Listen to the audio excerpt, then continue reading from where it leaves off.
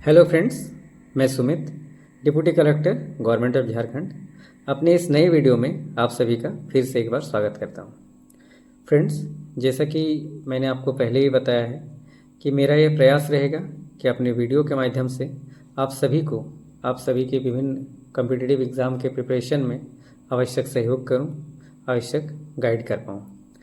दोस्तों, इस क्रम में मैंने कल आप सभी से 14 जेपीएससी के सिलेबस के रिगार्डिंग कुछ डिस्कशन किया था और इसी सीक्वेंस में मैंने जीएस पेपर 1 यानी हिस्ट्री पेपर के इंडस वैली सिविलाइजेशन के सिलेबस के संबंध में कुछ डिस्कस आप सभी से किया था। फ्रेंड्स, जैसा कि मैंने आप सभी को कल भी बताया था कि हम सभी को सबसे पहले जेपीएससी या कोई भी स्टेट पीसीएस के एग्ज़ाम के लिए अपना मेंस प्रिपरेशन को सही करना होता है। इसके लिए आपको अपने नोट्स बेहतर रखने होंगे और नोट्स को इस प्रकार से आप सभी बनाएं जैसा मैंने कल भी बताया था, जिसमें ज़्यादा से ज़्यादा फ्लो चार्ट रहे। फ्लो चार्ट रहेंगे तो आपको पीटी के तैयारी में भी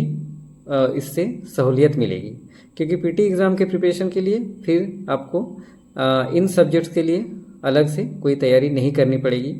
आप फ्लो चार्ट में जो पॉइंट्स सब रखते हैं उन पॉइंट्स को आप हाईलाइट करें और उनको ध्यान से पढ़ेंगे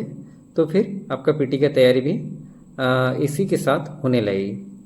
तो फ्रेंड्स, कल जैसा कि हम लोगों ने सिंधु घाटी सभ्यता की उत्पत्ति यानी इसके ओरिजिन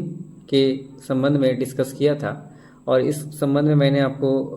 बताया था कि इसको लेकर अलग अलग विद्वानों के अलग अलग मत है। तो इसमें हम लोगों ने 3 मत के बारे में कल पढ़ा था, जिसमें एक हो गया मेसोपोटामिया की सभ्यता से सिंधु घाटी सभ्यता की उत्पत्ति का मत, जिसके बारे में हम बताए थे कि इसके लिए जॉन मार्शल, गार्डन चाइल्ड जैसी इतिहासकार की मान्यता इसको लेकर है। इसके अलावा ईरानी बलूची संस्कृति से सिंधु घाटी सभ्यता का उत्पत्ति का मत, जिसे हम जानते हैं कि रोमिला थापर, फेयर सर्विस जैसे विद्वान इस मत को मानते हैं। वहीं कुछ इतिहासकार जिसमें अमलानंद घोष, टीपी अग्रवाल आदि इसका देशीयकरण करते हैं। उनका मत है कि सिंधु घाटी सभ्यता का जो उत्पत्ति हुआ वो सोथी संस्कृति से हुआ। इसी क्रम में आज मैं उसी टॉपिक को थोड़ा आगे बढ़ाऊंगा फ्रेंड, कि आप इसको अगर देखेंगे तो पहले तो आपको यह जान लेना है, ये आप जान ही गए हैं कि ये 3 मत जो महत्वपूर्ण मत है वो कौन कौन से हैं। इनमें जो आपका मेसोपोटामिया सभ्यता से सिंधु घाटी सभ्यता की उत्पत्ति का मत है, इस मत को विदेशी मत माना जाता है, तथा बाकी जो 2 मत है, ईरानी बलूची संस्कृति से सिंधु घाटी सभ्यता की उत्पत्ति का मत और जो हमारा सोथी संस्कृति से सिंधु घाटी सभ्यता की उत्पत्ति का मत, इसे देसी मत माना जाता है। तो आपको ये फैक्ट सारे अपना लिखना है। इसके बारे में और भी बहुत स्टैंडर्ड्स बुक में आपको और भी बहुत कुछ फैक्ट्स मिलेंगे, उसको आपको कलेक्ट करना है, क्योंकि मैं आपको सब कुछ अभी लिखवा नहीं सकता हूँ। मैं बस आपको थोड़ा ब्रीफ कर रहा हूँ कि आपको पढ़ना कैसे है। इसी में अब आपको देखना है, मैं थोड़ा आगे जाके बताऊँगा कि जैसे मेसोपोटामिया सभ्यता से जो माना जाता है कि सिंधु घाटी सभ्यता की उत्पत्ति, इसमें मैंने आपको बताया था कि दोनों सभ्यताओं के बीच कुछ समानताओं को लेकर विद्वानों का मत रहा कि यह जो सभ्यता है यानी कि सिंधु घाटी सभ्यता जो है, इस सभ्यता का उद्भव मेसोपोटामिया की सभ्यता से हुई। इसमें माना जाता है एक तो दोनों ही जगह मिट्टी के टीले की आकृति पाया जाना, जो कि उल्टे गिलास की आकृति की है। इसके अलावा दोनों ही जगह में कांसे के बर्तनों का प्रयोग और मिट्टी के जो बर्तन होते थे, उसके लिए चाक का प्रयोग भी दोनों जगह पाया गया है। साथ ही दोनों जगह मुहरें भी मिली हैं और दोनों जगह के मुहरों में बैल की आकृति का पाया जाना भी दोनों ही संस्कृति के समानता को दर्शाता है। इसके अलावा अन्य भी बहुत सारी और भी कारक है जिसके आधार पर यह माना जाता है कि मेसोपोटामिया सभ्यता से सिंधु घाटी सभ्यता का उत्पत्ति हुआ। लेकिन मैंने आपको कल भी बताया था कि इन दोनों सभ्यताओं के उत्पत्ति की समानता को हम नहीं मान सकते हैं और इसके बारे में कई तर्क भी है। जैसे मैंने कल बताया था कि सिंधु घाटी सभ्यता की जो नगरीय विशेषताएं थी या नगरीय जो व्यवस्था थी, वो ज़्यादा सुनियोजित थी, ज़्यादा उन्नत थी। अगर कल जैसा मैंने बताया था कि सिंधु घाटी सभ्यता की जो सड़कें थी वो संपूर्ण पर कटती थी, जबकि इनकी जो सड़कें थी मेसोपोटामिया की नगरीय सभ्यता की जो सड़कें थी वह हम एक दूसरे को समकोण पे नहीं काटती थी, बल्कि वो काफ़ी कॉम्प्लिकेटेड मतलब उलझे हुए व्यवस्था में थे। साथ ही सिंधु घाटी सभ्यता की जो लिपि थी वो चित्रलिपि थी, जबकि मेसोपोटामिया की सभ्यता की लिपि कीलनुमा थी। सिंधु घाटी सभ्यता की जो मुहरें होती थी वो सेल खड़ी की होती थी, मतलब चौक टाइप का आप बोल सकते हैं। जबकि वहाँ जो मेसोपोटामिया की मुहरें थी वो मुहरें जो थी वो मिट्टी के बने होते थे। इसके अलावा मेसोपोटामिया की सभ्यता में मंदिर जैसी अवशेष भी पाया गया है, मंदिर जैसी इमारत का, परंतु सिंधु घाटी सभ्यता में ऐसा कोई भी इमारत के अवशेष नहीं पाए गए हैं। इस तरह से हम लोग देखेंगे तो सिंधु घाटी की सभ्यता को मेसोपोटामिया सभ्यता का ही मतलब धीरे धीरे मेसोपोटामिया की सभ्यता के लोगों द्वारा ही सिंधु घाटी सभ्यता का विकास किया जाना, इस मत को हम नहीं मान सकते। ये मत एक्चुअली विसरणवादी मत भी कहलाता है। विसरण यानी डिफ्यूजन, जिसका आप लोग जानते हैं, हम लोग साइंस में पढ़े हैं कि जब हाई कॉन्सेंट्रेशन से लो कॉन्सेंट्रेशन की ओर मॉलिक्यूल्स का जो ये होता है मतलब मूवमेंट होता है, उसको हम लोग डिफ्यूजन बोलते हैं। तो उसी टाइप से माना जाता है कि मेसोपोटामिया की संस्कृति के लोगों ने ही धीरे धीरे आकर इन क्षेत्रों में सिंधु सभ्यता का विकास किया, परंतु ये हम लोग अभी जान चुके हैं कि ऐसा नहीं था। इसी तरह जिन मतों का मैंने हम लोग मान सकते हैं उनमें एक है जो देसी मत है, उसमें ईरानी बलूची संस्कृति से सिंधु घाटी सभ्यता का उत्पत्ति होना, और सूथी संस्कृति यानी कि राजस्थान के क्षेत्र में जो एक संस्कृति का उदय हुआ था उससे सिंधु घाटी सभ्यता का उद्भव होना, इन मतों का बहुत ज़्यादा मान्यता है। दरअसल इसके पीछे ये रीजन है कि यह मत, दोनों ही मत ये बताते हैं कि नहीं, सिंधु घाटी सभ्यता का जो इरप्शन या मैंने जो उत्पत्ति हुआ ये अचानक इरप्ट नहीं हुआ, यह धीरे धीरे क्रमिक रूप से इसका विकास हुआ। पहले उन क्षेत्रों में ग्रामीण संस्कृति रही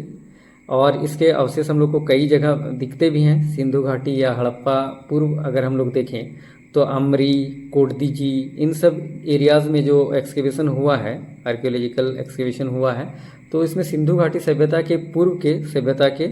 बहुत सारे प्रमाण मिले हैं। तो इन दोनों ही मतों में ये माना जाता है कि नहीं, इन क्षेत्रों में जो ग्रामीण संस्कृति थी वही ग्रामीण संस्कृति जो पहले कृषि करती थी, धीरे धीरे वहाँ कृषि उत्पादन बढ़ा तो वहाँ पर श्रम विभाजन शुरू हुआ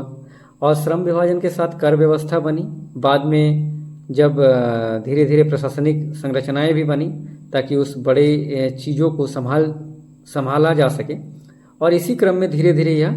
अर्धनगर और अर्धनगर से बाद में नगर में तब्दील हुई। और यही मत सोथी संस्कृति में भी हम लोग देखेंगे तो ऐसा ही है कि उन क्षेत्रों में जो हड़प्पा पूर्व जो हम लोग देखते हैं एक प्रकार की जो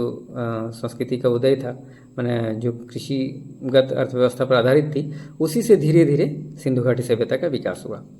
तो आप अगर हम लोग इस प्रकार से लिख लें तो इसमें क्या होगा कि आपको एक तो मेंस के उत्पत्ति के लिए भी, उत्पत्ति के कारक में भी आप इसको अच्छे से लिख सकते हैं, और स्टैंडर्ड बुक से और भी फैक्ट्स डालकर इसको आप बढ़िया से एक फ्लो चार्ट में दिखाकर बाद में उसको मतलब डिस्क्राइब भी बढ़िया से करके एक अच्छा अंक, अच्छा मार्क्स हासिल कर सकते हैं। दरअसल जो जेपीएससी का एग्ज़ाम में हम लोग देखे हैं तो 40 मार्क्स के क्वेश्चंस होते हैं। तो 40 मार्क्स के क्वेश्चंस में आपको, मुझे लगता है कि 600 वर्ड से ज़्यादा ही आपको किसी भी क्वेश्चन के आंसर में लिखना होगा। और वो ऐसा नहीं कि आपको ग्रेजुएशन जैसा आपको भरना है, आपको फैक्ट देना है, क्योंकि आप ये ग्रेजुएशन एग्ज़ाम से अलग है। इसमें आप पूरा मान लीजिए कि हम लोग अगर देखें तो नॉर्दर्न बेल्ट पूरा जो हिंदी भाषी क्षेत्र है वहाँ के सभी जगह के स्टूडेंट यहाँ पे आते हैं और यूपीएससी के प्रिपरेशन कर रहे हो, चाहे बीपीएससी के, चाहे एमपीपीएससी के, आरपीएससी के, सभी जगह के यहाँ पे स्टूडेंट्स आकर एग्ज़ाम में भाग लेते हैं। और उनके साथ ही हमें मतलब अपना कंपटीशन को जारी रख कर अपना रैंक या अपना रिजल्ट लाना होता है। इसलिए आप अगर इसका तैयारी कर रहे हैं तो इस ढंग से करें कि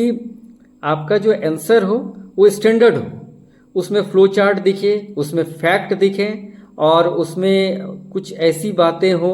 जो आपका ये है, मतलब जो आपको कॉपी चेक करते हैं वे प्रोफेसर जो होते हैं उनको अट्रैक्ट करें। तो आप इसको बढ़िया से बढ़िया ढंग से इसको लिखना होगा आपको। इसमें बस आपको कॉपी भरना नहीं है, कॉपी में एक्चुअल में जो है कैसे आप उसको लिखें कि मतलब आप अपने आंसर की ओर आपके जो कॉपी चेक कर रहे हैं उनको अट्रैक्ट कर सकें और उनसे अच्छा मार्क्स हासिल कर सकें, इस तरफ से आपका आंसर राइटिंग होना चाहिए। तो मेरा जैसा कि मैंने आपको पहले ही बताया, आप अभी से मेंस की तैयारी में इस ढंग से लगे कि एक तरफ से आपका एक तो नोट्स भी तैयार होते जाए और नोट्स के साथ साथ आपके फैक्ट्स भी उसमें दिखे और उस फैक्ट्स से आपका पीटी का तैयारी भी होते जाए। और ये आपका और एक काम तब होगा क्योंकि आप जब मेंस एग्ज़ाम लिखेंगे तो रिवीजन में भी ये काम आएगा। तो फ्रेंड्स, जैसा मैंने आज बताया, आज मैंने इस जो इंडस वैली सिविलाइजेशन का जो ओरिजिन है, उत्पत्ति है, इसका टॉपिक को आज मैं यहीं ख़त्म करूँगा और कल से मैं कुछ दूसरे टॉपिक पे आऊँगा। तो मेरा यही बोलना है कि आप लोग को जैसा मैं बता रहा हूँ, आप तो ऐसे अपना प्रिपरेशन कर ही रहे हैं, किसी न किसी इंस्टीट्यूट से जुड़े ही होंगे, परंतु मेरा जो एक्सपीरियंस है उसके आधार पे जैसा मैं कह रहा हूँ, अगर आप इस ढंग से अपना तैयारी कर रहे हो या फिर इस ढंग से आप अगर तैयारी नहीं कर रहे हैं तो इस ढंग से अगर तैयारी करना स्टार्ट करें तो आप निश्चित रूप से 14 जेपीसी में अपने आप को एक अच्छा रैंक में देखेंगे, उसके जो रिजल्ट में, और अपना चॉइस का सर्विस को प्राप्त कर सकेंगे। तो चलिए फ्रेंड्स, हम लोग नेक्स्ट वीडियो में फिर से एक बार मिलते हैं। थैंक यू, धन्यवाद।